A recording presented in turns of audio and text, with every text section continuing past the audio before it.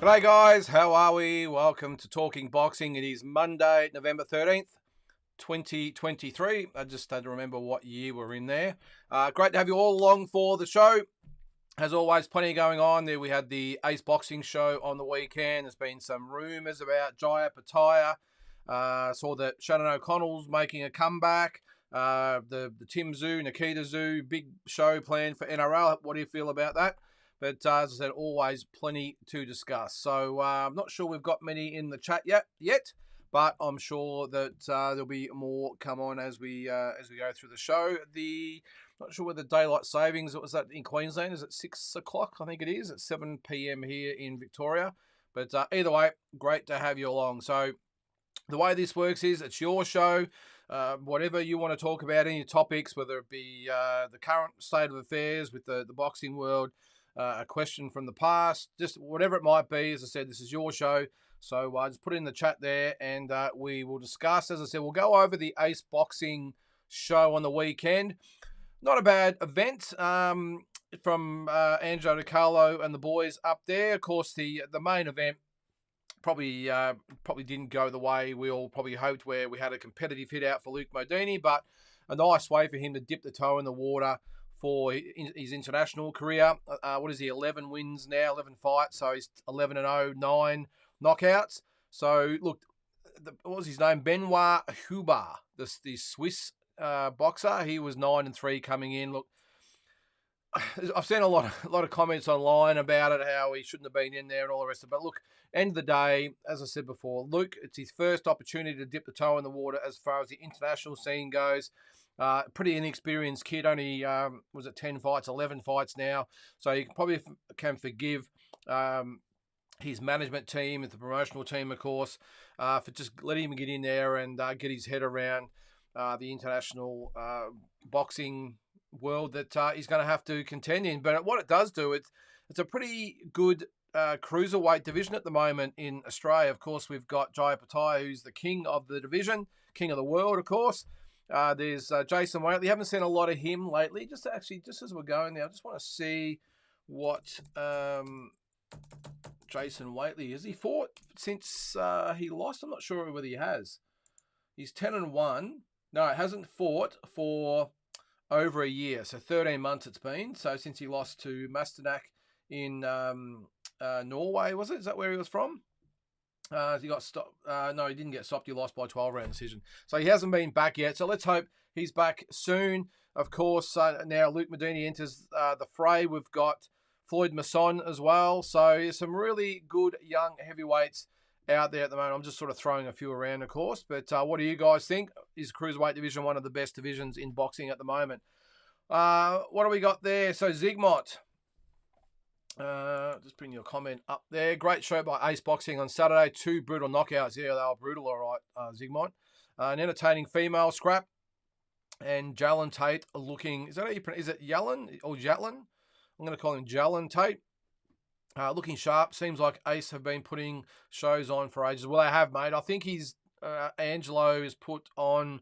I think I saw his interview that he did the other day, the podcast. And if you haven't seen that, check that out. It is a really good podcast.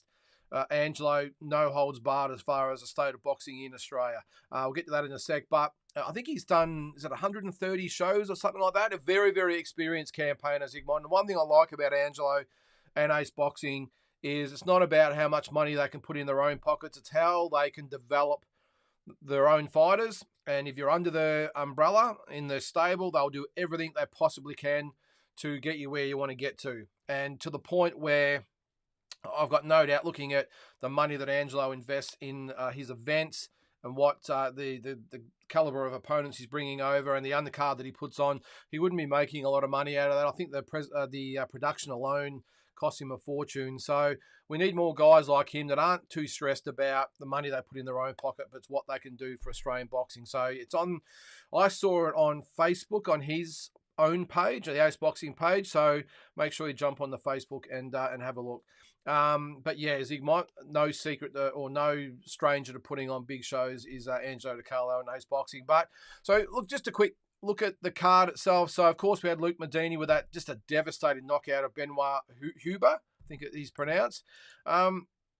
As I said, look, I don't think Benoit Huber is going to be entering the world rankings anytime soon. But look, yeah, I just think Luke Medini did what you do against these type of guys. I must admit, I was very, very worried for Huber's safety and well-being after about 30 seconds when Medini, you could just tell, was levels above him, and he dropped him with that, was it a straight left, I think it was?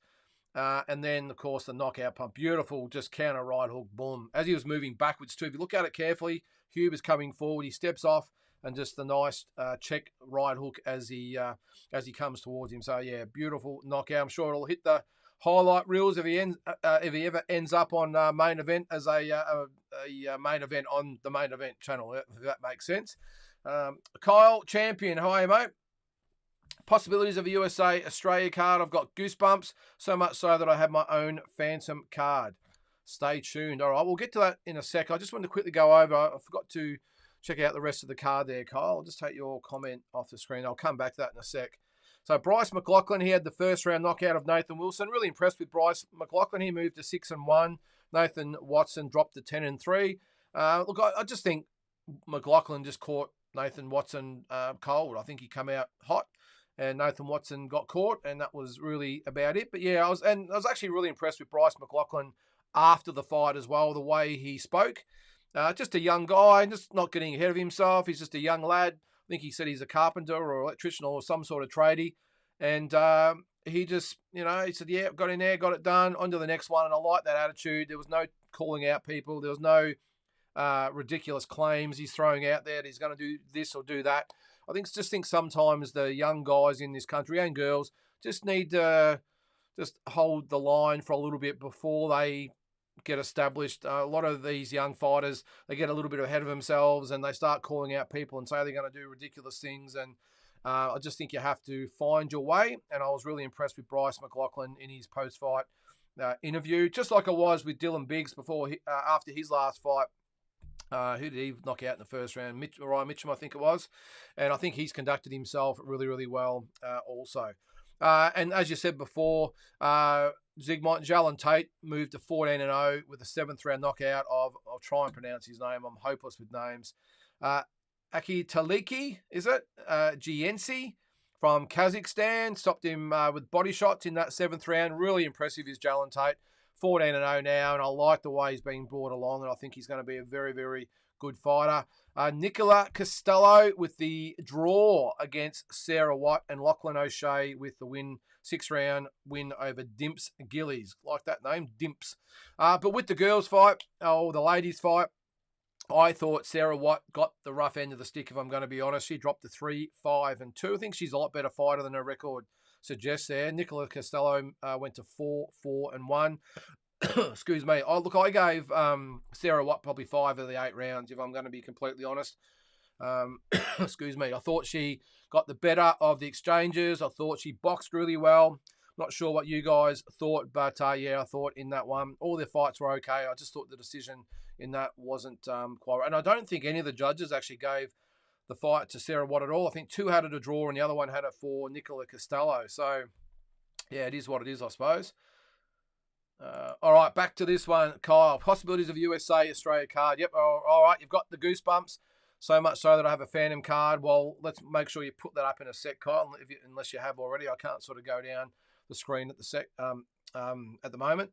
But look, I think it's a really, really good card. I like the concept of it all. The only thing I'm a little bit dubious of is, are they going to get the right opponent for Tim? Actually, I don't think it really matters the opponent. As long as he's ranked in the top 15, he's probably due for a voluntary anyway. He beat Mendoza, who I think was the mandatory or whatever it was. So I wouldn't mind seeing him just fight a credible opponent in the top 15. I'm not so sure Nikita will be on the card. I think we actually might have discussed it with Glenn on this show. Glenn Jennings I'm talking about at one stage that they weren't too keen on fighting on the same show. And I can understand that being brothers. I get it. But they were also talking about Liam Wilson, Sam Goodman, and maybe a few others. But if you've got that phantom card there, Kyle, put it up there. It looks like it's going to be March the 1st, I think it was, because the Rugby League is the Saturday over there, which is the 2nd. So in the States, it would be Friday night at wherever T-Mobile, wherever they have it. So that would be the Friday night. Saturday would be the Rugby League. So, of course, would be Saturday and Sunday here. So I love the concept. Whether they can pull it off or not is another thing. I was going to look at going. I'm not sure I could put up with 20,000 screaming Aussie yobbo, rugby yobbos over there for the week in Vegas, to be honest, with all due respect to our rugby fans, just Aussies in general, I suppose. See, get a little bit wild over there. I was actually over there when Ricky Hatton fought Manny Pacquiao, and the whole town was just overrun with Poms, and of course we all know they love a beer. They took over every pub. I think they pretty much drank the strip dry that week. So you just imagine what some of the Aussies over there will do. But yeah, as I said, really good concept. I hope they can pull it off. No limit in conjunction with the NRL, and great vision by the NRL. I will say, as I said, if they can tie that in with No Limit, really, really good card. And yeah, start saving your pennies, guys, because it looks like the first week of March. What's this one? Cream Pie 17. Okay. Boxing is slow right now. Did you get to watch James Toney the Razor Ruddock exhibition? No, I didn't, mate. I did see some of the stuff on social media. I'm assuming it's on YouTube, is it? I might check it out a bit later. I thought Razor Ruddock and James Toney, to that extent, were well and truly out of the picture now. But, yeah, I suppose money's money. I did see Razor Ruddock live back in 2015. We're in Canada with Shannon O'Connell when she fought over there. And Razor Ruddock actually fought on that card. Now, this is, 8 years ago? And Razor Ruddock fought on there. I can't remember who he fought. Actually, I might just bring that up while we're going there so we can see who he fought. But I think he got knocked out in the end, and I thought he was well and truly finished then, and it's 8 years later. So I'll quickly bring it up as we're going there. So there it was there. Yes. No, or did he win maybe? Okay, he must have won. Oh, no, sorry. That was against Dylan Carmen. They haven't got the James Toney fight up there because I'm assuming it'd be an exhibition. Of course, but he got knocked out in 3 rounds on that card. That was in Toronto, that one. So who would have thought 8 years later we'd see him again? But no, to answer your question there, Cream Pie 17. I didn't see it, mate, but I'll check it out. Andrew Williams, how are you, mate? Just watched your boxing movie review. Have you seen The Harder They Fall by Humphrey Bogart? No, I haven't, Andrew. I think I might have read your comment on the post on there. If you haven't seen it, guys, check it out. It went up live today. The 10 best boxing movies of all time and the 10 worst movies of all time. I'm not sure whether it was you, Andrew, who disagreed with my number 2. I had The Fighter at number 2. I'm sorry, Andrew, if it was you. It just didn't do anything for me. Look, I must admit, I'm probably a little bit harsh on the boxing movies because the first thing I look at is, do the fights look credible? I'm not expecting them to look, of course, real. I'm not expecting them to be like you see in the actual ring, but I'm looking at some sort of type of authenticity. And I'm sorry, Andrew, if that was you that made the comment. Mark Wahlberg, as much as I love him as an actor, he was just a shocker as far as looking like a boxer, and that's probably what I'm looking at. And as I said, I'll probably judge it a little bit, these movies a little bit harshly because that's what I'm looking at. That's why I had Creed, I think at number 5, or the Creed series at number 5 is the worst movies of all time because he just does not pull it off. I'm sorry. At least the thing with the Rocky movies, that's what I said. So make sure you watch it. I'm just skipping ahead to this one. It was just the fight scenes and the training montages. It just electrified you. And if you say that they didn't make you feel like you could take on the world after watching the movies, then you're lying. Especially Rocky 3, which I had at my number 1 in the Rocky series, which for me makes it the greatest or the best boxing movie of all time. And I know Rocky 4 gets all the plaudits and all the people saying that's the best. I actually think it's number 4. And that's one thing I did actually stuff up in the video. I don't know why I said it, but I had Rocky 4 at number 2. For me, Rocky 3, Rocky 2, Rocky 1, and then Rocky 4 at number 4. And then Rocky 6 at number 5. So I just think Rocky 3 for me, the fight scenes of that movie were just out of this world. I don't think we've seen since, or will see in the future, any fight scene that resembles that. Even the Drago fight. I just thought the Clubber Lang Rocky second fight and the training montage leading up to it, for me, just epitomizes the whole Rocky franchise. But I'm going off subject there, Andrew. I haven't seen it, but I will make sure I see it, mate. So apologies if it should have been on the list, or if you think it should have been on the list, but no. What have we got there? Cream pie again. Can't wait to hear your take on Bud being stripped and Boots being promoted. I think we went over this last week. Cream pie.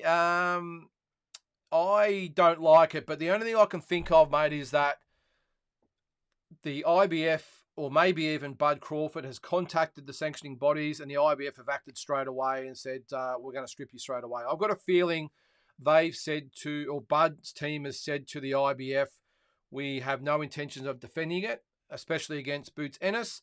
Just letting you know, and the IBF doing probably what a sanctioning body doing their due diligence should do is strip them straight away. Should they have stripped him without notice if that wasn't the case? Absolutely not. He only won it in July. So how can they strip someone 3 or 4 months later? It's ridiculous. So the only thing, as I said, I can think of is that Bud Crawford has notified them, or maybe the other way around. Maybe the IBF have contacted Bud Crawford and said, we're going to expect you to defend against Boots Ennis. Crawford said, not interested. I'm going to either fight Spence at this weight again, or I'm going to move up. And the IBF have said, all right, well, that's it. We're going to strip you straight away. Look, it flies in the face of what's happened with a lot of the other sanctioning bodies. And, of course, Jamal Charlo is probably the classic case. Is it nearly 1,000 days without defending that WBC middleweight belt? Canelo, I don't think, has defended his IBF super middleweight belt in quite a long time. So it's horses for courses. But when you've got the number one pound-for-pound fighter in the world, why would you just take the belt straight off him?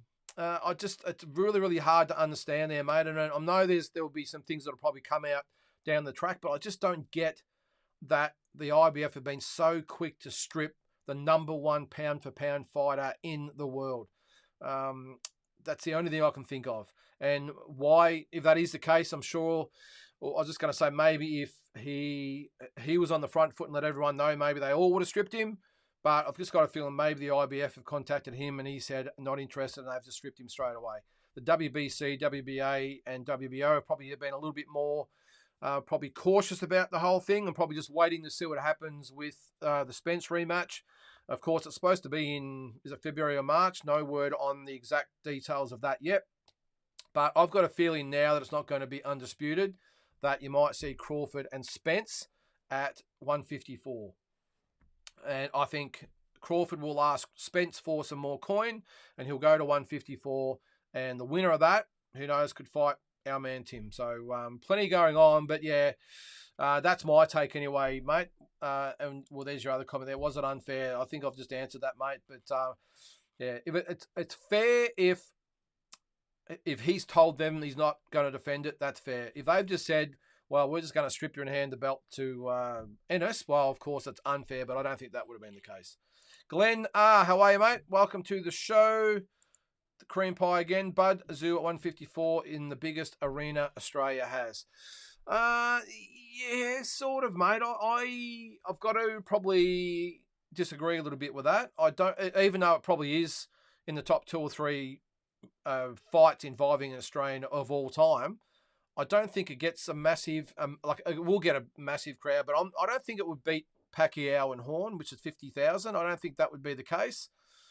I just think Pacquiao is such a marketable guy, of course. Crawford is on the same level as Pacquiao. The problem is, outside of the real hardcore fight fans, is not really known. And we sort of saw that with George Kambosos, undisputed lightweight champion, brought Devin Haney to Australia.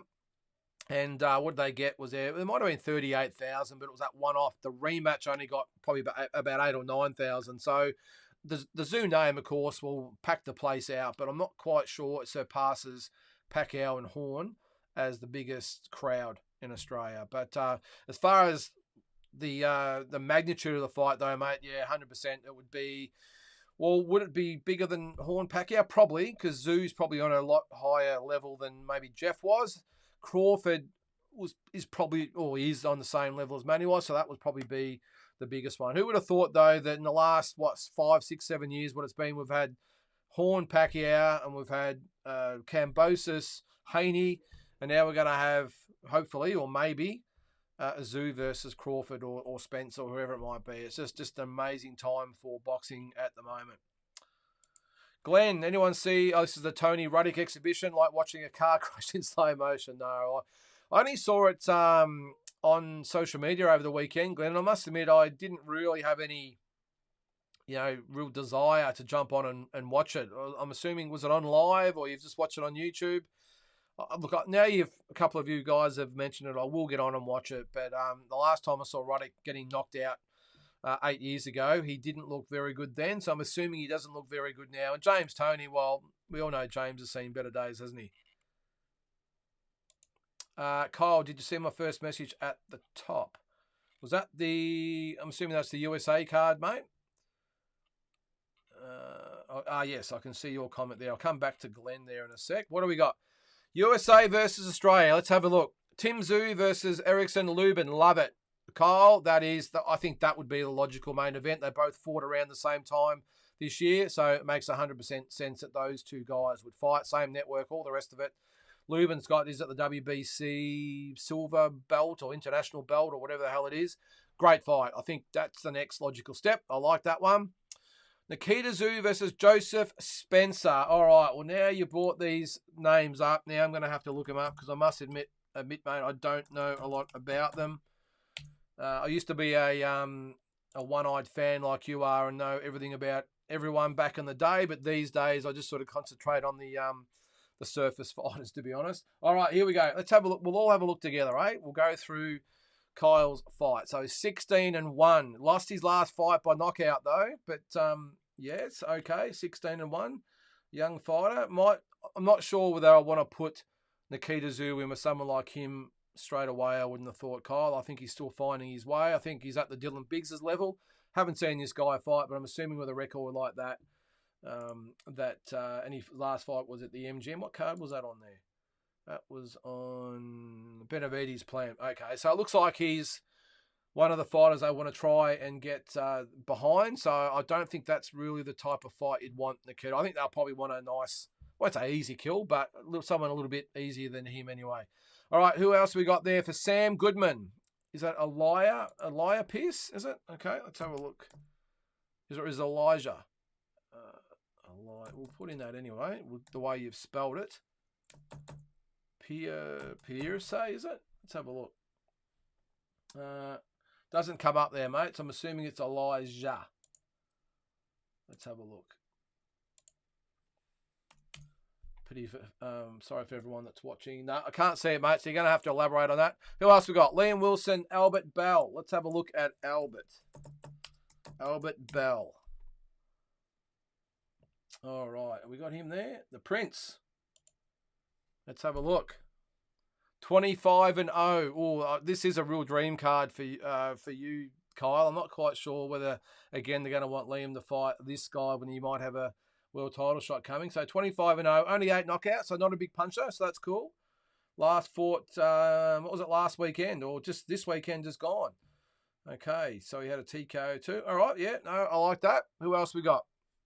Well, Justice Honey, you won't see Justice Honey, unfortunately, Kyle, because he's with Matchroom and Tasman Fighter, so we might put a line through him. But Shannon O'Connell is, and she would love to get back in, especially in Vegas, I'm telling you, knowing Shannon the way I do.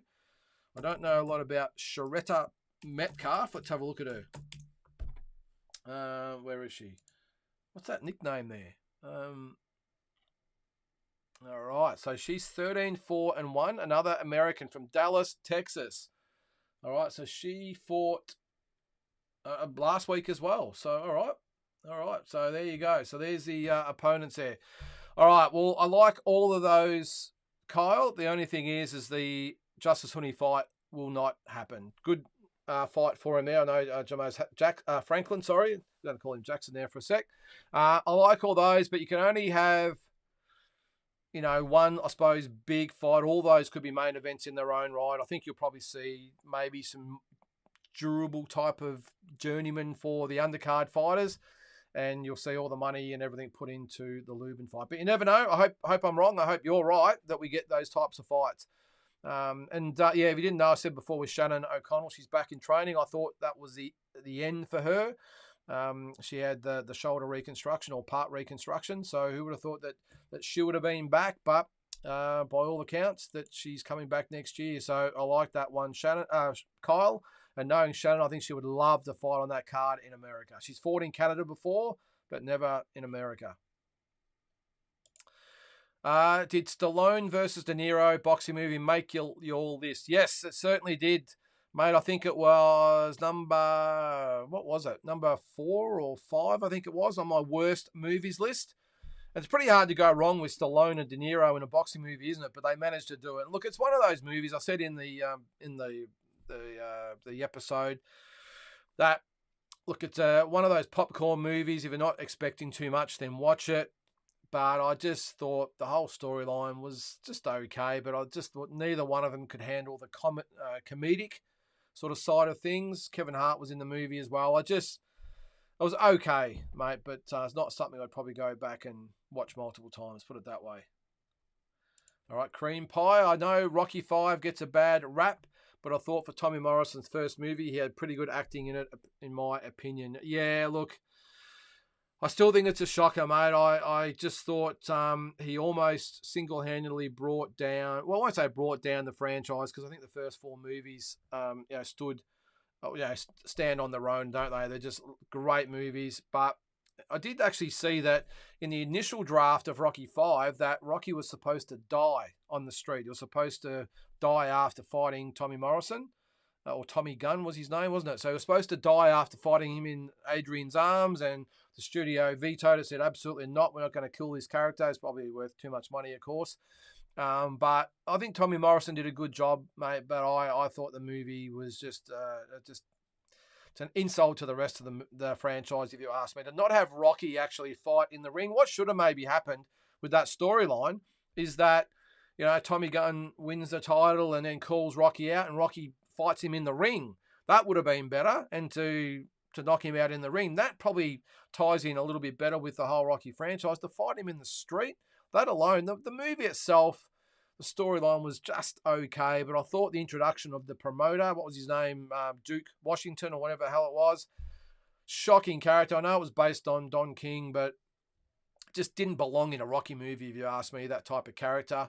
I thought having his son with the role that he played, rest in peace to him, by the way, Sage Stallone, but yeah, I don't think that sort of worked either. And Rocky going back to his roots and starting to smoke and he seemed to get dumber, didn't he? Like, he actually got educated in the other 3 or 4 movies after the first, or was it after Rocky 2? There was 2 more movies. So he sort of got educated, well-spoken, and he goes back to Philadelphia and he just loses all that and becomes a bit of a stumbler again, doesn't he? Can't put, or bumbler, I mean, can't put 2 words together, or mumbler, whatever you want to say, stumbling mumbler. Anyway, so that's my take on it anyway, Cream Pie. I just didn't like the movie. I'm really glad that they brought back Rocky for Rocky Balboa, the 6th movie. Really happy they did that and just put a nice bow on it. And I thought the way they ended it, almost like the way they started it, with him getting an unlikely shot and losing, but giving a great account of himself, I thought was just a perfect way to end it. So, and then who would have thought we would have had the Creed franchise after that?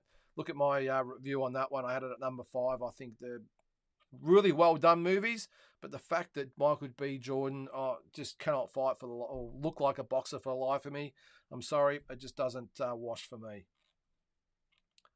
Uh-oh, I'm going to upset Kyle here after what I just said about Creed. Creed is easily the best boxing movie you'll ever see. Sorry, Carl. I have to stop you there. I strongly disagree. Fought Andre Ward, Tony Bellew, Gabriel Rosado. I think one of the Benavides was in there as well. The fight with Rosado was done in one shot. Incredible. Yeah, the problem is, as I said though, Kyle, Michael B. Jordan doesn't do what Rocky did. Rocky looked like he could fight. I know it was a Hollywood type of fight, taking 10 punches to land one, but he looked the part. And as I said before, the montages and stuff, Michael B. Jordan, the storylines are good. The storylines, I will grant you, are good. But the problem with having those fighters in there, none of them can act. Andre Ward, Tony Bellew, and Gabriel Rosado can't act. They can fight. They look like they fight. But you can tell it's just blatantly obvious that they're just playing with Michael B. Jordan. So it sort of takes away the whole advantage of having real-life fighters in the parts, because it just looks 100% like they know what they're doing, but Michael B. Jordan doesn't. And what it looks like actually is when you get a really good fighter in the gym and you get a beginner that jumps in, and they like the good professional or good, even a good amateur fighter, someone that's been around a while. They'll just poke and prod and move and make it look good and just cover up for them and give them a few soft punches. That's what those fights scenes reminded me of. Experienced elite fighters just pretty much playing with a novice in the ring, and that's why it didn't wash for me. But as I said, Kyle, the stories themselves I really like, especially the second one with Drago. I really like the fact they've brought Drago back into it. A little bit of the Rocky Drago mentality or rivalry coming into it as well. I really like that. So, but I'm sorry, Kyle, I got to disagree with you, mate.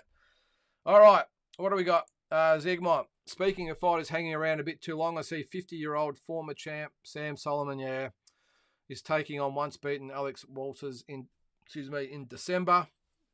I hope Sam calls it a day after this one. Yeah, I did comment on this. Was it last week or the week before, Zygmunt? I'm really sad to see Sam back in the ring. He has absolutely nothing to prove. I know you're a long time retired, but Sam has had, in my opinion, looks like he's got some issues going on as far as his cognitive skills or whatever you might want to call it. And looks like he's showing the effects of a long kickboxing and boxing career.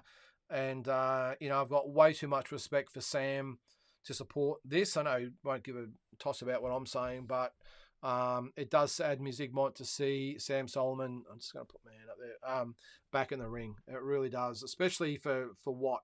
I think he even fought his last fight, was it last year or the year before? I think it was. He fought a guy that was only having his fourth or fifth fight or something, and I had promoted the guy he fought. Let me just bring up his record for a second. Sam Solomon.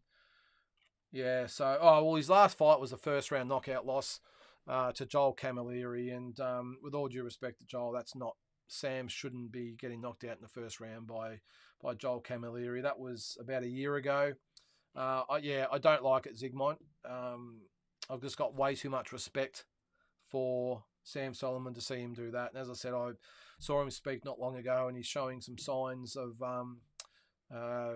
demise. Hopefully, that's what you want to call it, and let's hope maybe wiser heads prevail. Although it is the 9th of December, so it's only about a month away. So let's maybe hope that. Well, look, I'm probably going to step out of line a little bit here, but I think this is where the combat board of whatever state it might be, this is New South Wales, is it? In Campsie, that's New South Wales, have to do their job a little bit better. It's as simple as that. Their job is to police the fight cards, because as a promoter myself, I used to have to submit the fight card. Their job, supposedly, was to go over the fight card and then approve each fight. They would come back and they would say they had issues. I only ever had one. I won't name the fighter, but one, please explain. And this was a former, it had a version of a world title back in the day. He was the only one I've ever had we've got some issues, some problems with this, some issues. But this is their job. This is to look at that and go, okay, we need to have, if this is the case with Sam, we need to get Sam looked at. We need to get him tested before we can approve this fight. This is what the combat boards are there to do. In this day and age, I'm sorry to jump on the soapbox about it, but this sport means too much to me to not comment about it. But in this day and age of all the concussions and is it CTE and all this, the dramas are having all over the world, not just in boxing, but a lot of different sports. Guys, do your job. This is a classic example of stepping in and saying, we're not sanctioning this fight. It's as simple as that. And that might not upset, but a lot of you might not agree with it out there. That you're a long time retired. He's a grown man. He can do what he wants to do. Sometimes people have to make the hard calls on behalf of these champions. And I'm sorry, Sam Solomon should not be allowed to fight again. He's 50 years old and, not good, Zygmunt. Sorry to keep going on there. What do we got there? I'll bring that up. I thought maybe Bud fighting Horn would help his popularity in Australia some. Not really, mate. To the casuals, no.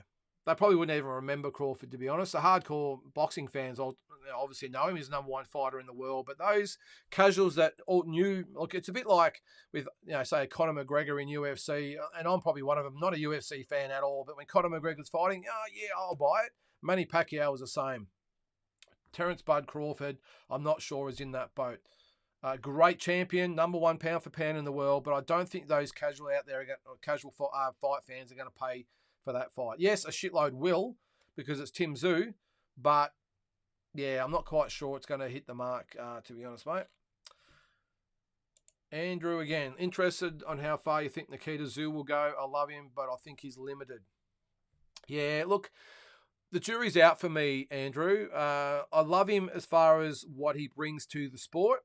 I love the fact that he doesn't take himself too seriously. I think he can fight, but I think the fights that he's had with who was it, Ben Horn and Jack Brubaker shows that he's still got a way to go. I really like the fact that after the Ben Horn fight, he learned from that. He made some adjustments and really became a better fighter. Then, of course, he took another step up to Jack Brubaker and almost come undone in that fight. But I think he'll learn from that one as well. Look, you probably can't blame him. He had the blowout of Benjamin Bomber. He's had a few other blowouts along the way. Maybe he got a little bit complacent, got caught against a quality fighter in Jack Brubaker. I mean, Brubaker's not exactly world class, but he's a tough, durable, experienced guy who always comes to fight and he can bang.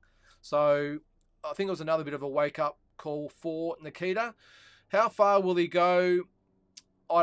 Who knows? Who knows? But I like the fact that they're just taking it fight by fight by fight. Even if he fights and beats, well, he's going to fight. But if he beats Dylan Biggs, even if he wins that conclusively, I still think they're going to take the time for the next couple of years. You've got to remember, was he 25, maybe 26? I'd give him another. What is he at the moment? He's had about 8 or 9 fights, I think, hasn't he? I'd give him up to 15 fights before I stepped him up. Got to remember that we're all judging him on Tim. He has been out of the ring before he came back for 8 years, and before that, he'd had a good amateur career, but never in a pro situation. So I don't mind that they're taking him very slowly and doing it at their pace and not being rushed into it.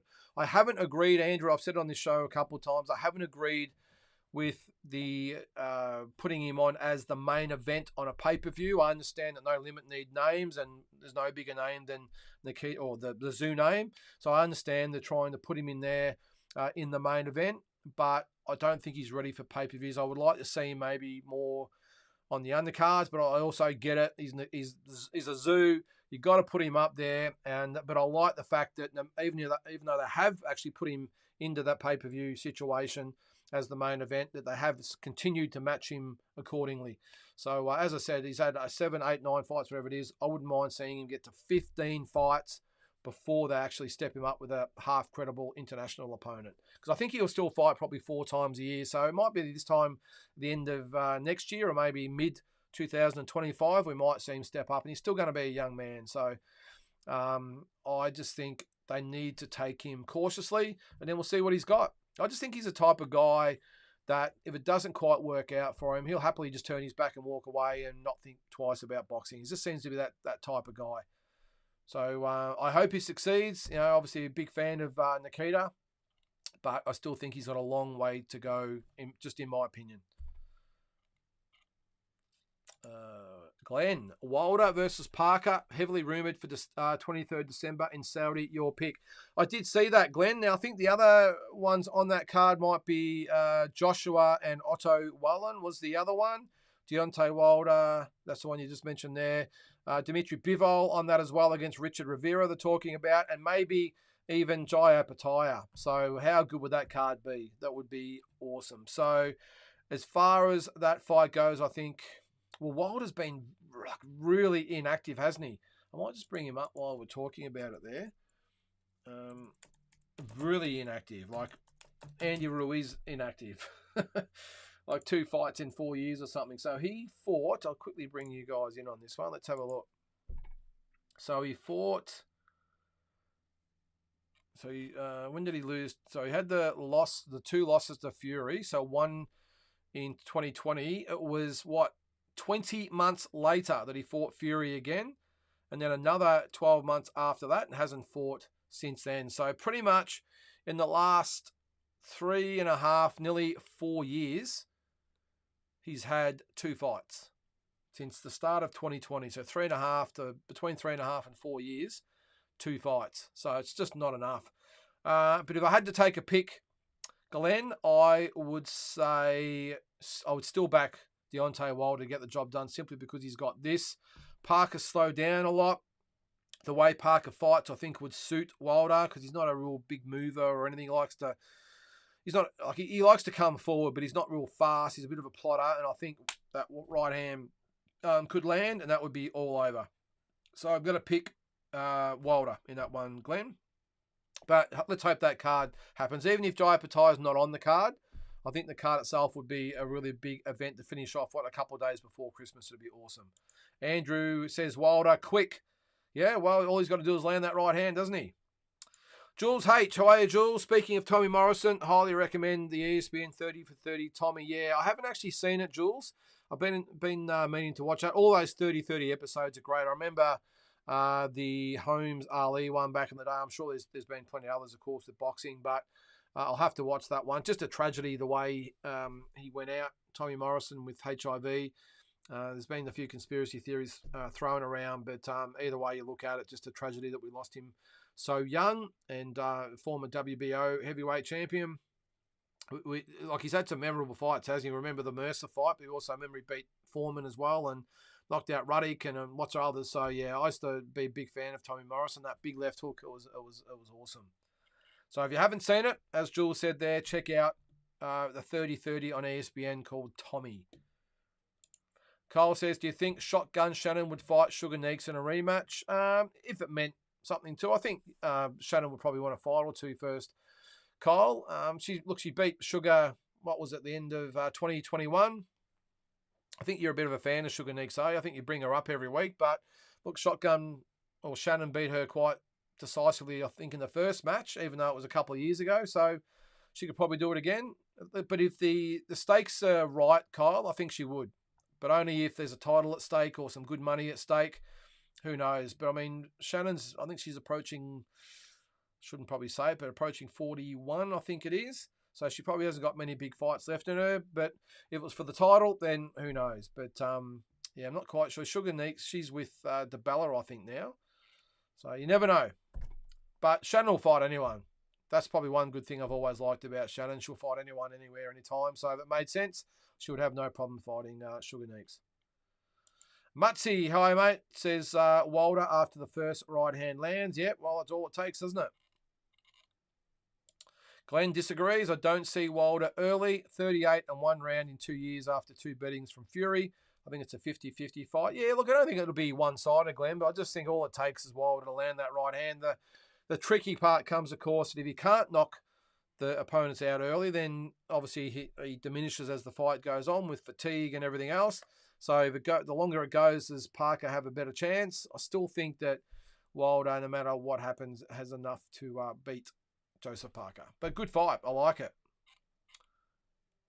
Well, okay, Glenn doesn't agree. He says, seriously, his power is overrated. Well, tell the 42 opponents that he's knocked out in his 43 fights, Glenn. He's had some bad knockouts. Look, I will say, having said that I think Deontay Wilder is what's the best way to say, or the easiest way to say it? Let's just say he's the least skilled of any heavyweight champion that I've ever seen in history. I think he's severely limited and has won all those fights with the right hand.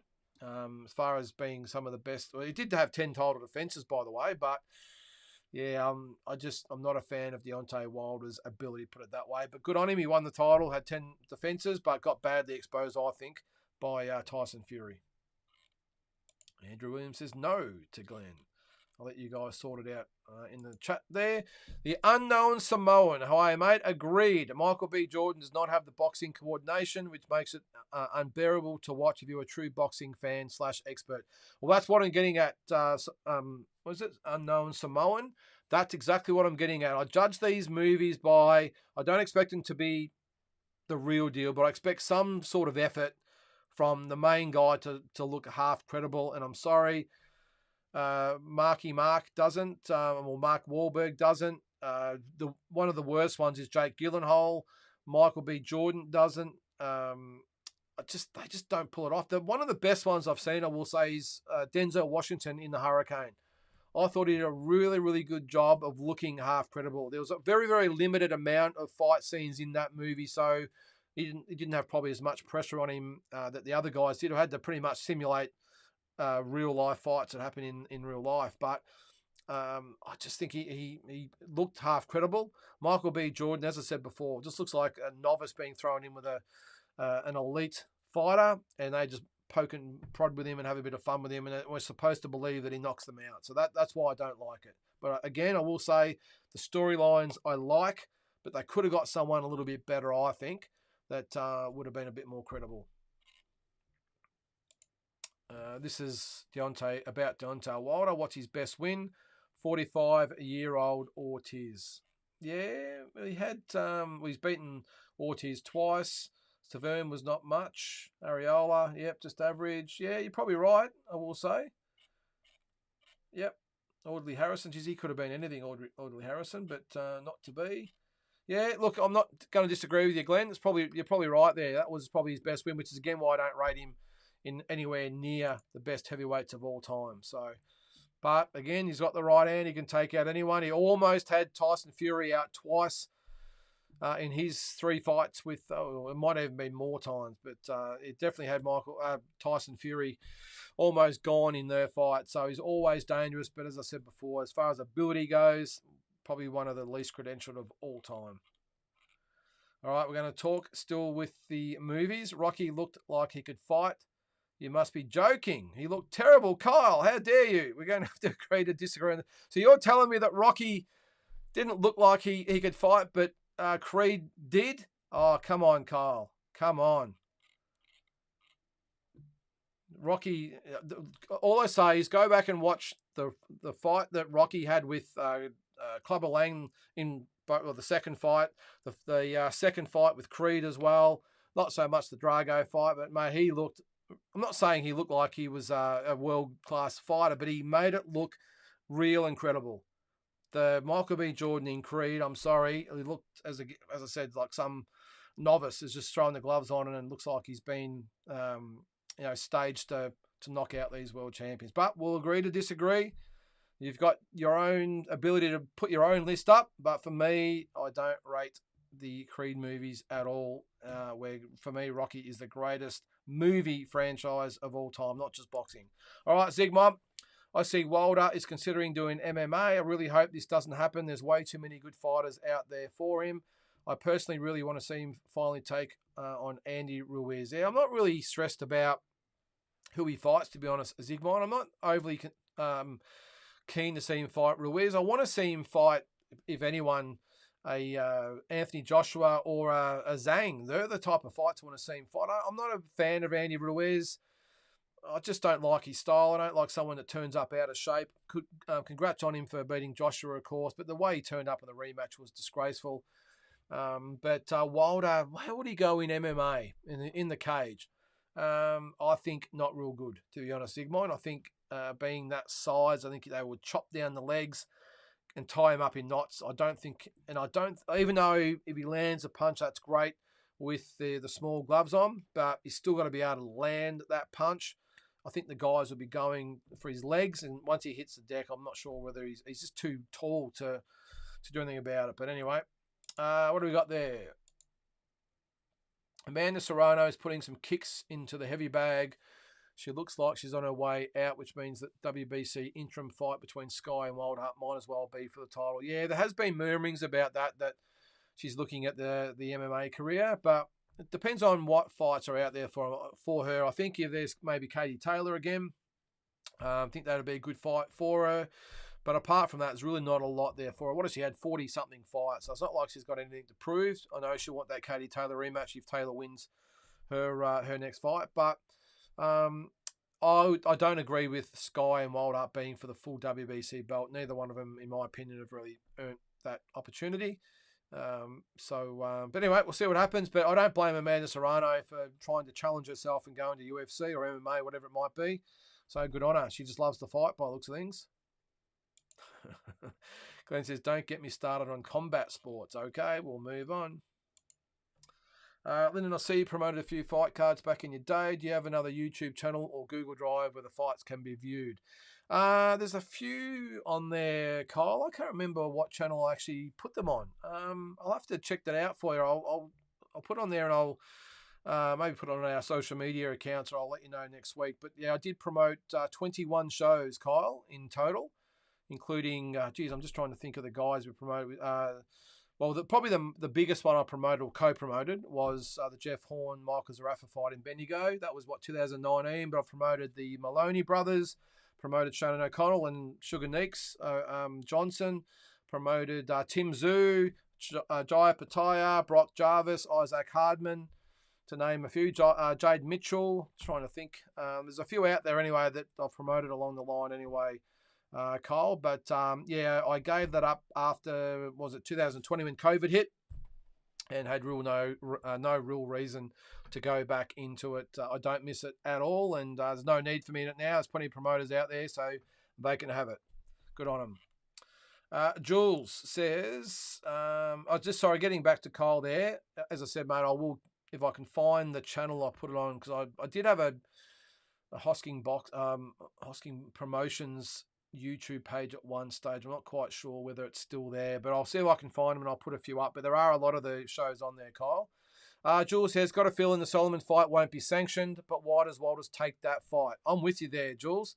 Wasn't there talk about Harbin versus Walters? 50-year-old Sam ain't it. Yeah, that's a really good point, mate. I 100% agree with you. Why would they seek out Sam Solomon for Alex Walters? If they're going to keep matching Sam up, as much as I'm against it, match him up with guys of a similar either age, not that there's that many around at that age, but maybe some more inexperienced types of boxers.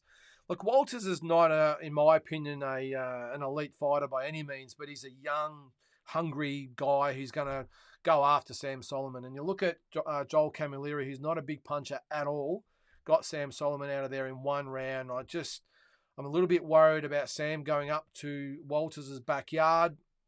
Really vocal, supportive group up there for him. I just worry that this could have another first round knockout written all over it, and then what? And if that's the case, the combat board up there have a lot to answer for. And I'm just on your comment there, mate, I really hope it doesn't get sanctioned. I hope they have a good look at it. But the fact it's on BoxRec and everything at the moment, we're only, 3 weeks away. The odds are that it will be sanctioned. But if anyone out there from the combat board is watching, I know they probably won't be, but please don't let this fight happen. And if Sam really wants to fight again, maybe have some exhibitions on some of the fight cards in Melbourne or whatever it might be, or fight a novice, whatever. But at 50 years of age, he's seen enough.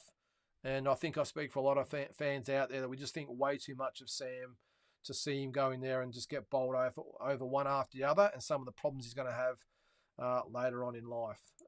I understand, we all have to eat, we need money and everything else, but surely there's got to be better ways than at 50 years of age getting in there. I know he looks after himself, but that's not the point. He's getting in there with a young lion who's going to try and take his head off in front of his own or home crowd, and I just don't want to see it. So that's my point of view. What do we got there? Is that it's got two other that's the YouTube pages. Yeah, I have got my own personal one. I've put a few fights on, and the Hosking Promotions one, but I'm not quite sure. I might just have a quick look while you guys are up there. There are a few, should be under Hosking Promotions if it's there. I'm not sure whether it was shut down or whatever. What do we got? Yes, there is a page, and there is some views on it. There you go. It's not a lot, but there is some videos. What have we got? Oh, no, there's a few on there. There's a few on there. Yeah, okay, there you go. There is quite a few on there. Pretty much all the fights, not so much the cards, but there's some interviews and some sparring. There's some actual fights there. Oh, yeah, so you see some of them alone. Okay, all right, there you go. Thanks, Tara, my wife, who's put that on there, and some of on my page, some of my old fights. But yeah, there you go.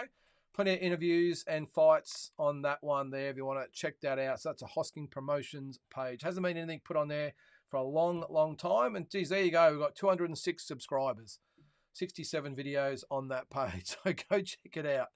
All right, geez, I haven't looked at that one for a while. One thing you should look at on there is, I think they're all on there, is the Maloney trip we took to the USA.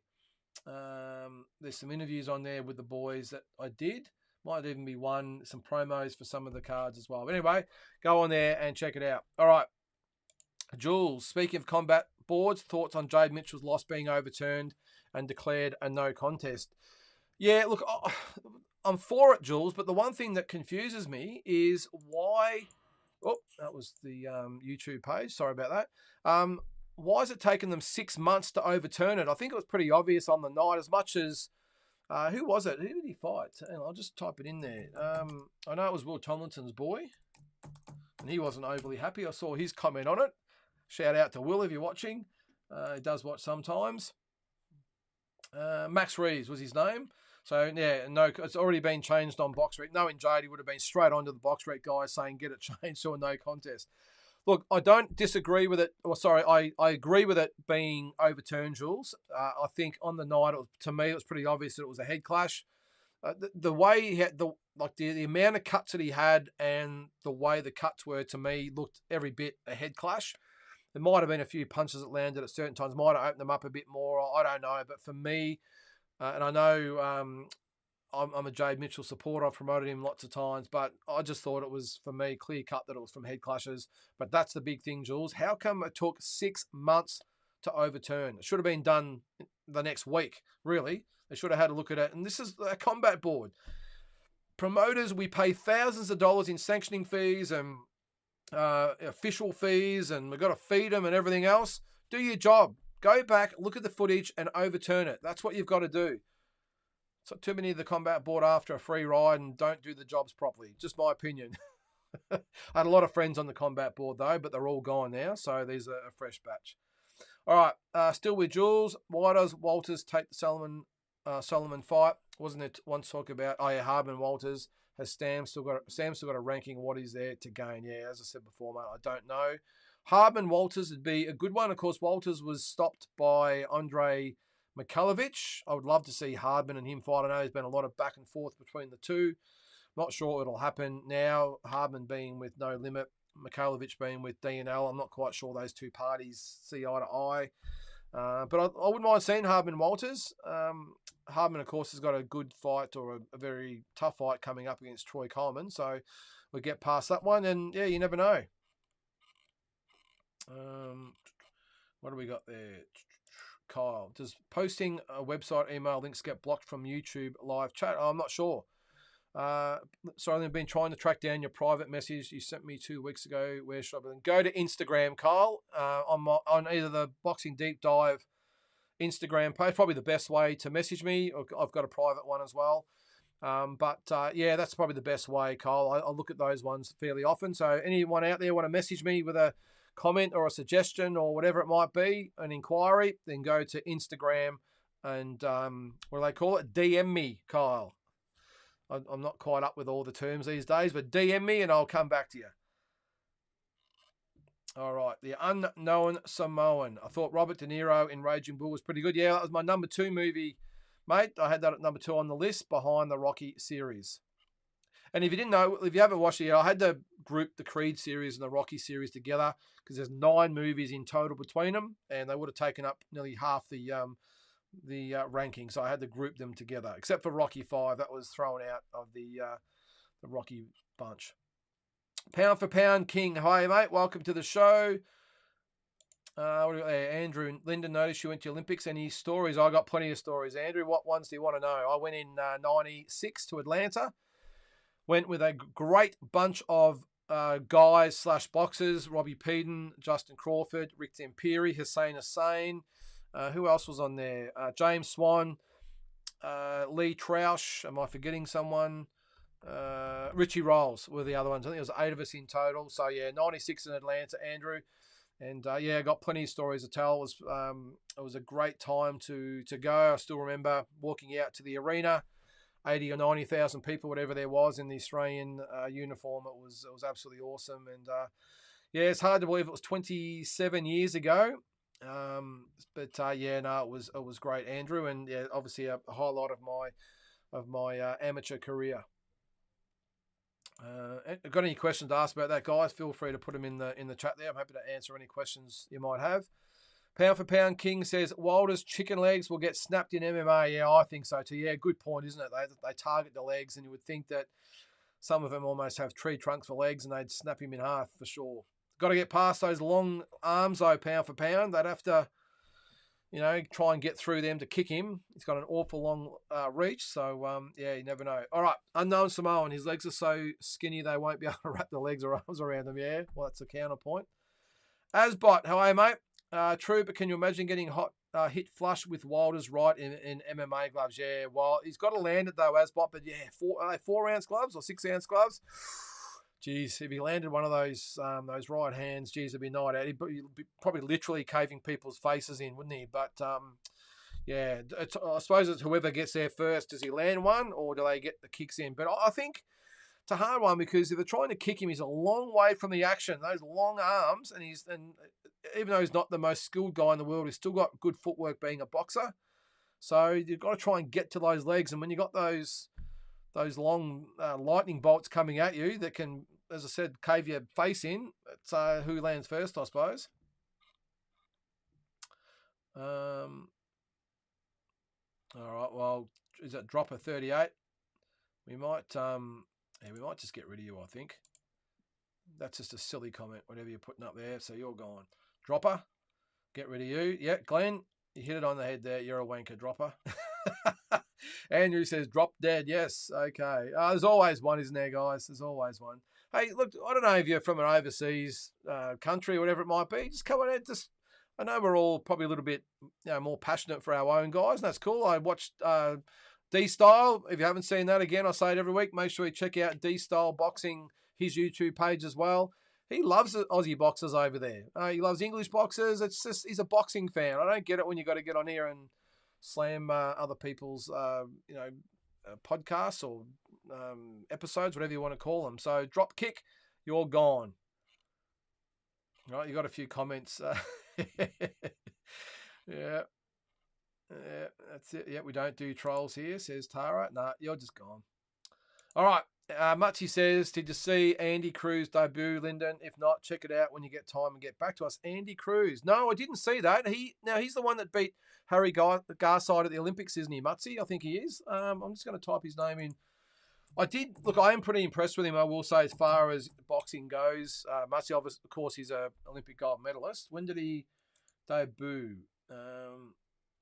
Oh, yes, I did see that. That was back in July. That was against one Carlos Burgos. That was on, what card was that on?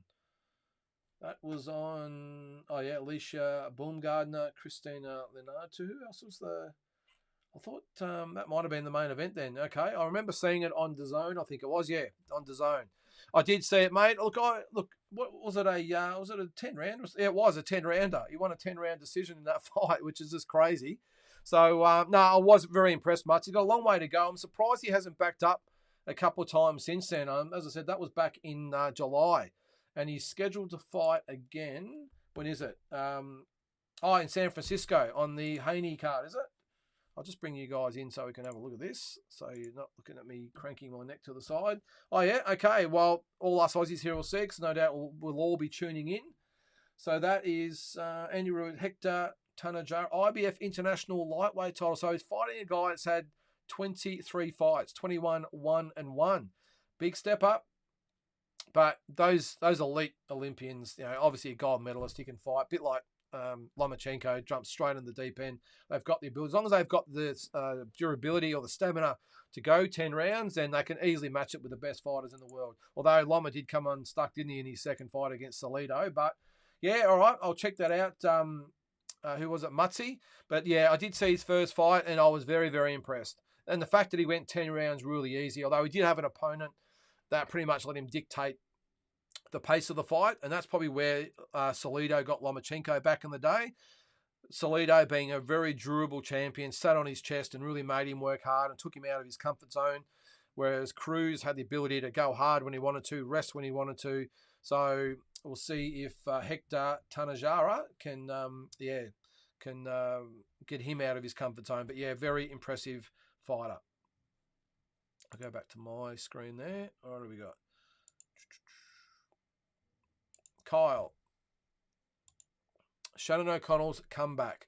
At 40, how far can she go? Not everybody is Nina Hughes. Well, all I'll say, Kyle, on that if anyone can do it, Shannon O'Connell can. She keeps herself in unbelievable condition. She doesn't drink, or she's much anyway. She's very, if she does drink, I don't think she does, but it's always in the gym. And even though she is 40, she's always super fit, always ready to go. And as long as the shoulder's okay, it's the only thing I worry about a little about, because as far as I knew, and I know Shannon really well, I thought her career was pretty much dusted.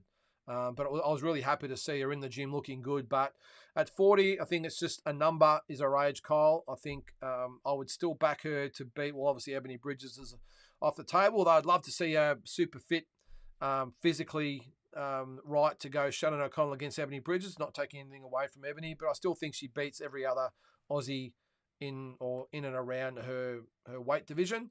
But yeah, I don't think 40 is an issue at all, Kyle. And as I said, if anyone can do it at 40, it's Shannon O'Connell. It's not like she's had long layoffs. It's not like she's let herself go and put on lots of weight in between fights. Always ready to go. As I said, always super fit, committed. And yeah, I think if she gets herself physically right, then she could win another world title. No doubt whatsoever. Zygmunt, with Showtime wrapping up soon, who do you think will take the top spot as the leading boxing broadcaster? I wish I knew, Zygmunt. I just feel that at the moment, DAZN is a bit average and miles behind what HBO was. Yeah, don't get me started, Zygmunt. I am a massive HBO fan. What they did to the telecast, it was like a movie production, if you ask me. They set the scene. They had the storylines. They had the little featurettes they used to do, and the commentators were great. Just the way they commentated, it was like almost like watching a movie. You know, the movie production, the way they did it, and I loved it. Showtime, on the other hand, was still great. I would have put them just behind HBO. I think they got better as the years went on. When HBO dropped away, I think Showtime upped the game a little bit. But DAZN, I'm with you there, mate. I think they are very, very, very average. Average production, average commentators, average, I suppose, thought going into the production. And yeah, I'm not a fan. I don't mind Top Rank, I will say, Zygmunt. Maybe I know that. Zygmunt, I will say. I know that Top Rank are with ESPN, and they do the free events. I know they do some pay-per-views as well.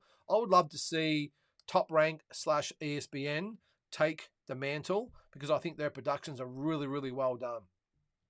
So that's you'd think DAZN would be the logical choice, Zygmunt, to be the one to step up, but I'm just not sure whether they've got the investment in the sport needed to get boxing to where it was on Showtime and HBO. And who can forget with HBO the 24/7s? I know Showtime did it with the All Access, but HBO, just don't get me started, Zygmunt. I just miss them so. I look back to Hagler Hearns and Hagler Leonard and all these great fights over the years. And I remember when Foreman knocked out Mora, and just these great fights over the journey. And I still, more important, probably the one that sticks with me the most is Hagler Hearns. Hearns is down.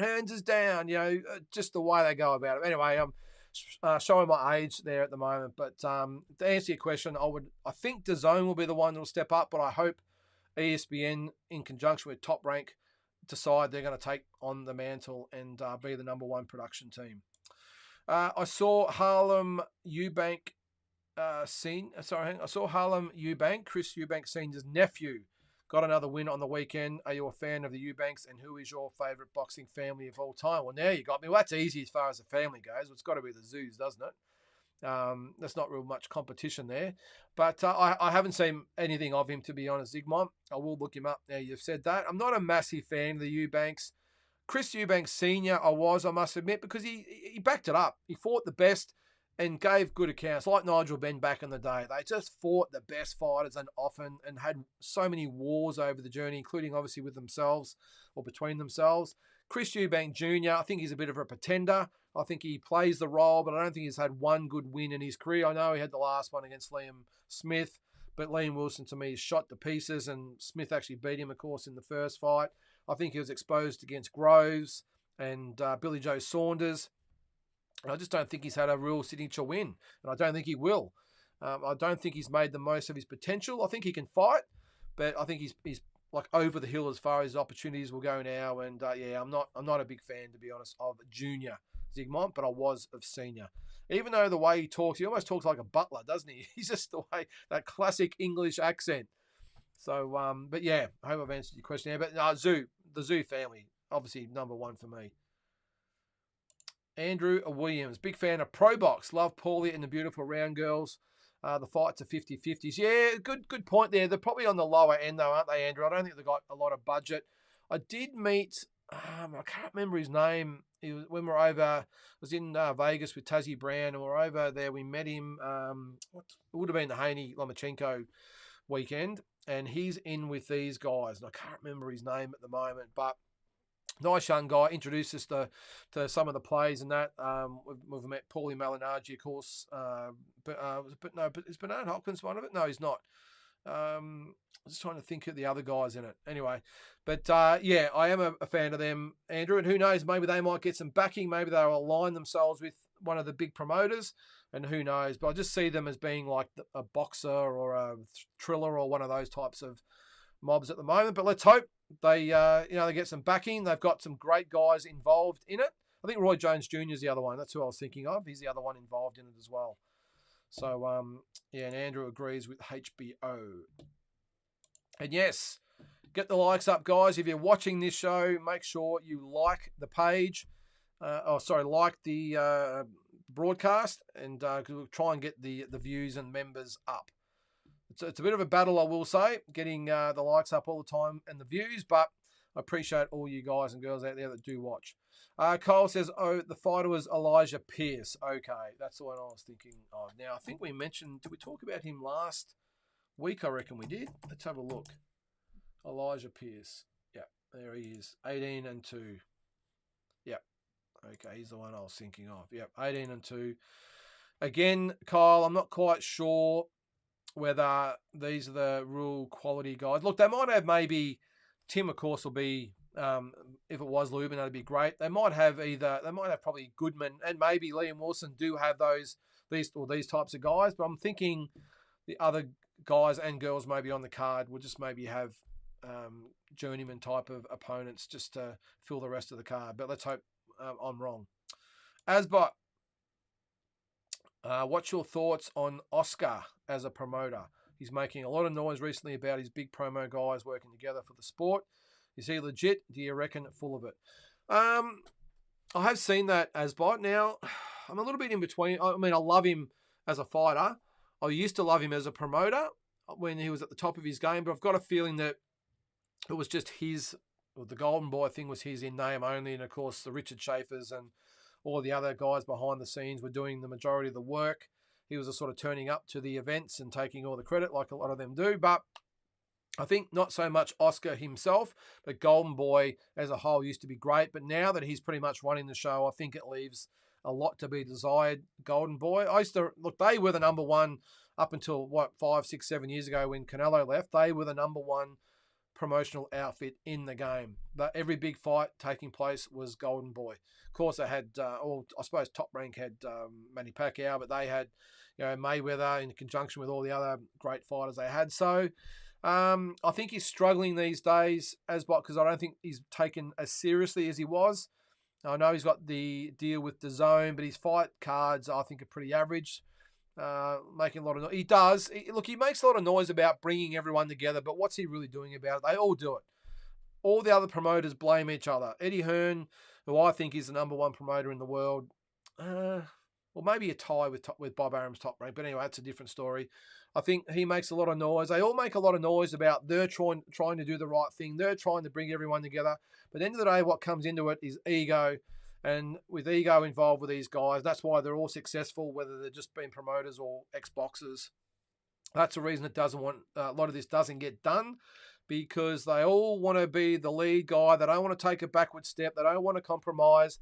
So I think they're all as bad as each other, to answer your question there, Asbot. And I hope I'm wrong. I just don't see anything changing going forward as far as all the promotional firms working together and trying to bring the sport together. Because, as I said, they've all got two bigger egos. They all want to be the number one man. They all think the others don't do it properly. I mean, can you imagine Oscar De La Hoya sitting down with an Eddie Hearn, or an Eddie Hearn sitting down with a Bob Arum, or a Leonard Allaby in there? I mean, It's just not going to happen. Or the PBC guys, so Al Haim and all that. It's just not going to happen, I don't think. Yeah, I think they're all full of it. Asbot, to answer your question.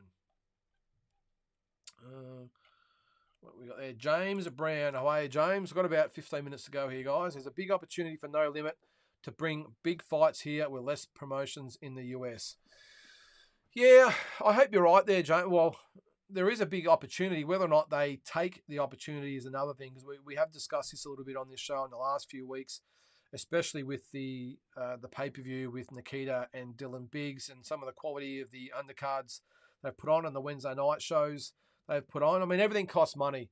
In an ideal world, No Limit would be putting on great shows, and maybe I know they have talked about going over to the States and putting on shows over there as well. So that's probably another thing they could probably do. Who's to say? Well, just thinking out loud, maybe what they could do now that especially Tim's going overseas and they've got the Sam Goodmans and Liam Wilsons and the Keita Zoos and all these young kids coming through, they might concentrate more on the Wednesday night type of events for Australia. Maybe they go over there and align themselves with an Eddie Hearn, although he's already with Tasman, isn't he? But align themselves with an Oscar De La Hoya maybe, or a Top Rank, and put shows on over there and have a bit of a pathway for the Aussie guys and girls to go through over there. Makes a lot of sense, but who knows? Who knows? But there is an opportunity there, James. But although is there an opportunity? You've got Matchroom doing a lot of shows, Top Rank doing a lot of shows, Oscar still does his shows. Still, I'm not sure DeBella does a lot of shows. But anyway, I don't know. But there's always opportunity, James. You've just got to know the right people. And these days, a lot of the promoters are having connections with overseas promoters, not necessarily with each other. As I said, with the American guys, if you can almost count Eddie Hearn as American these days. There's a lot of shows in the States. But so a lot of these guys, like Matchroom is with Tasman, and I'm sure they've got other promoters around the world they work with as well. So why shouldn't No Limit be any different and work in with a Golden Boy or a Top Rank? But we'll see. The Unknown Samoan. Mate, your Olympic team was awesome. Some great Aussie amateur names. Special mention to Ricky T. I used to like watching him fight. Yep. Rick the Rock Temperi. I could tell you some stories about him while we're away, mate, but I won't. I haven't seen Rick for a very, very long time, to be honest. Probably actually since then. But I remember I think myself and Robbie Peden were the two youngest on the team at the time. And Rick Temperi was the oldest statesman, a bit of a larrikin is Ricky. He took me under his arm and tried to corrupt me while I was over there. But I just had an absolute ball. And Rick was the type of guy that just knew everyone. So I used to tag along with him, and he knew all the other big name athletes on the team, and got introduced to so many of them. It was an unbelievable experience. And I remember after the Olympics, myself, Robbie Peden, who else came with us? Might actually been Rick, and was it Justin Crawford? I think we all went up to Canada to Mike Strange's bar. Now Mike Strange was I think he was a Commonwealth Games gold medalist, and I think he might have won a bronze at one of the Olympics or whatever. But he had a bar in Niagara Falls, so we all went up there for a few days and run amok in Niagara Falls. It was called the Bar. That was it the Bar and Tap or something like that? It was called. We had a ball up there, but anyway, I'm taking up too much time. But yeah, Rick was an absolute legend, Samoan, and I hope he's doing well out there. All right, Matsi. They're going to have to all get together to make the big fights everyone wants to see, or the UFC will squash boxing eventually. Well, I think what's going on at the moment, Mutty, all you got to do is read the online chats and comments and all that sort of stuff to realise that boxing fans aren't happy at the moment. They're not happy with not just the big fights not being made, but they're also very unhappy with the inactivity of our main or the main or big names in the sport. The only ones that seem to fight regularly these days is probably Canelo Alvarez. Here in Australia, it's Tim Tszyu, although he's about to obviously go international. But you look at the Charlos of the world, you look at even Spence and Crawford, and they fight very infrequently. Gervonta Davis, I think it's good that Devin Haney's going to have his second fight for the year, but you get sort of where I'm going. The problem is they fight once, maybe, if we're lucky, twice, and that's the lower weights. The heavyweights don't even do that.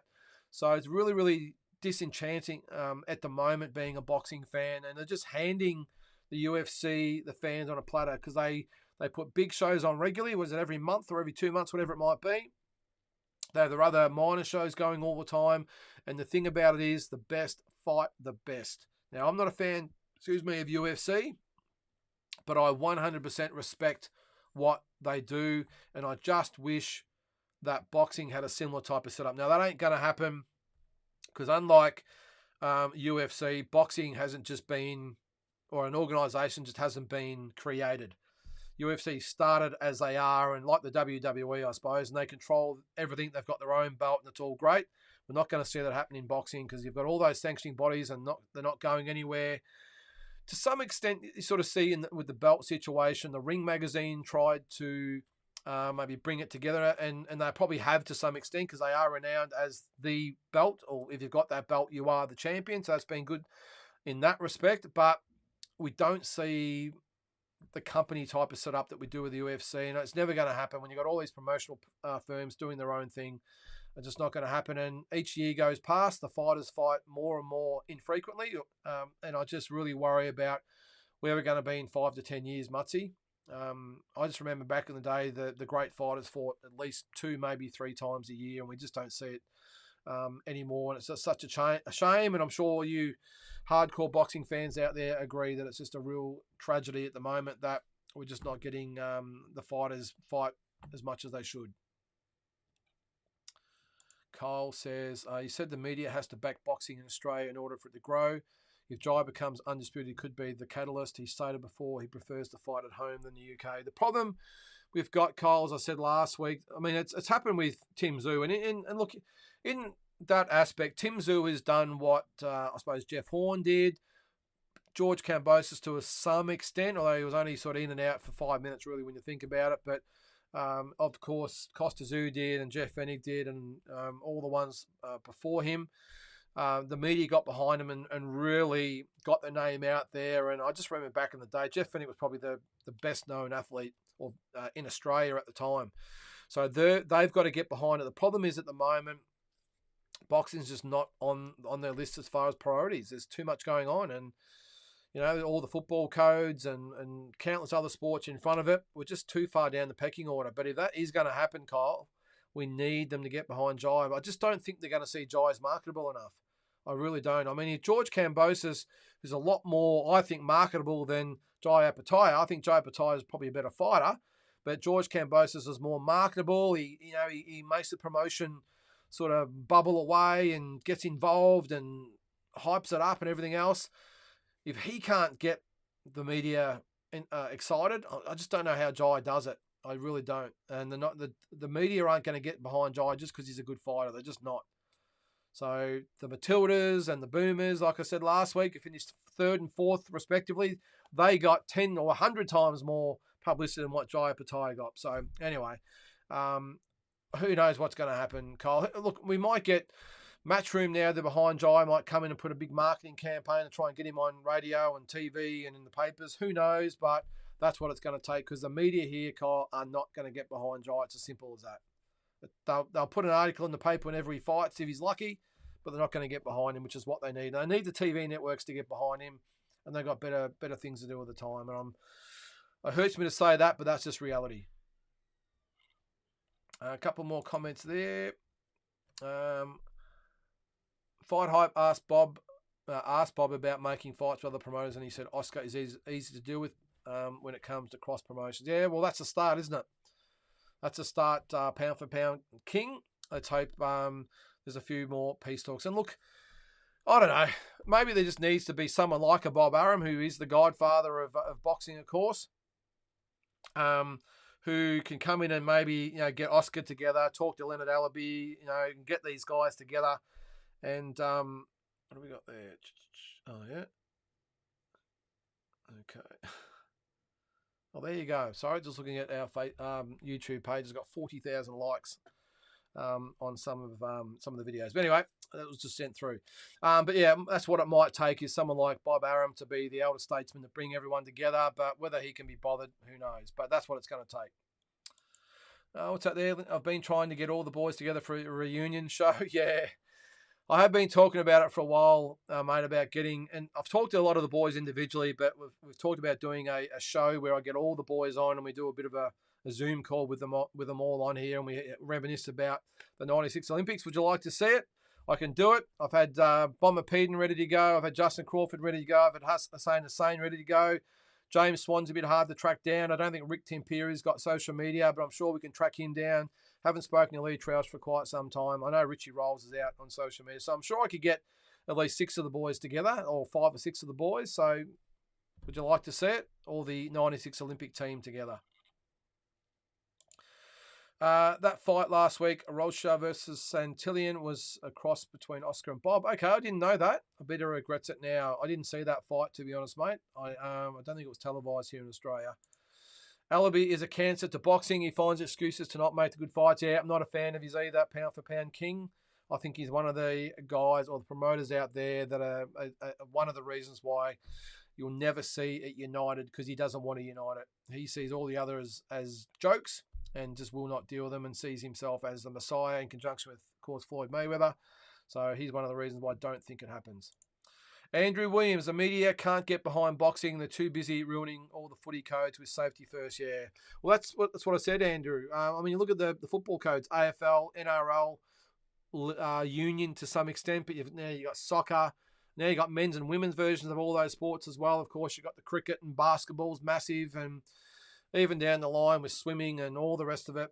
Boxing's a long way down the line, and I hate to say it, but I think UFC is probably higher than boxing now as well. So, as they market their events so well, and I'll say it again, for me, the the No Limit should be taking a leaf out of the way the UFC do it, and having their pay-per-views numbered, and having all the best fights on a card every 2 months or every 3 months even. Do 4 or 5 a year. Call them No Limit 1, 2, 3, 4, and 5 and onwards, and have it so that fans are looking forward to the next numbered event, not just a particular fighter being on a particular card, if that makes sense. I've said it 100 times. I just think it's a great idea. Match a couple of 4 fighters up, the 2 winners fight on the next card, and sort of create a storyline for your events, but No Limit 1, 2, 3, 4, and 5 and upwards. I just think, as I said, people, because with the UFC, they all go, okay, I'm looking forward to UFC 295. I know, actually, talking 300 now. They look at the numbers, not necessarily who's going to be part of it, and they get all excited about who's going to be part of the UFC 297 or whatever hell it's going to be. So why not boxing in Australia? And that, I think, creates a little bit more excitement, and it's a little bit more easy to promote with the media outlets. We're promoting No Limit 5. That's a lot easier to get through than just a particular fighter fighting another guy, because then you've got to try and get the names of the guys going. It's just it's a big ask anyway. Pound for Pound King says, Allaby says Devon and Shakur and Tio don't sell enough to get a Tank fight, but now see how somehow Pitbull sales are good. Yeah, I just don't think Allaby wants those fights. He's just making any. Well, actually, I think he wants the fights, but he wants Tank to be the A side, and this is the way he does it, by putting it out there that the others don't measure up and they're not good enough to be the A side, or popular enough to be the A side, whatever it might be. And it's just him positioning himself to make sure that Tank is the A side in the fight and gets all the perks that goes along with it. All right, Kyle's got a suggestion for Jai Apataya. I think you don't try and market Jai as a personality. You market him as a beast, the ultimate war machine built to crush his opponents. I like it. He will bring violence, and I think people will love him for it. Well, if he brings what he did in that last fight, Kyle, that ring walk was something to see, wasn't it? It was awesome. The way he came out and the arms held out. It was almost like a UFC entrance, wasn't it? It was really good. Yeah, you're right. Maybe that's what he has to do. Whether that's in Jai's makeup, I don't know. But look, in a perfect world, it should just be Jai shouldn't have to try and be a WWE or UFC personality. It should just be Jai Apataya, the world champion. And I just hate the fact that the media in this country don't get behind boxers. I was going to say combat sports athletes then, but they do get behind Volkanovski. They've got behind his story, and I just the UFC thing, they do it so well. So I don't know. It's easy to say what should be done sitting where I am at the moment. I'm not in No Limits position where they've got to try and market these guys. I get that, but I think if I was there, I will be looking at putting forward the numbered events so people look forward to the No Limit 1, 2, 3, 4, and 5. But anyway, That's just my 2 cents. All right, guys. Well, we're going to have to leave it there. It's amazing how quickly an hour and a half goes. But that's it for this week's episode. Make sure you check out the 10 best boxing movies of all time and the 10 worst. And look out this week for, the roundup on Friday morning or Friday afternoon. And I'll probably bring out the top 10 pound-for-pound rankings this week, as well as a couple of other things as well. So really appreciate you all joining in. Hope you have a good week, and we'll catch you next Monday night.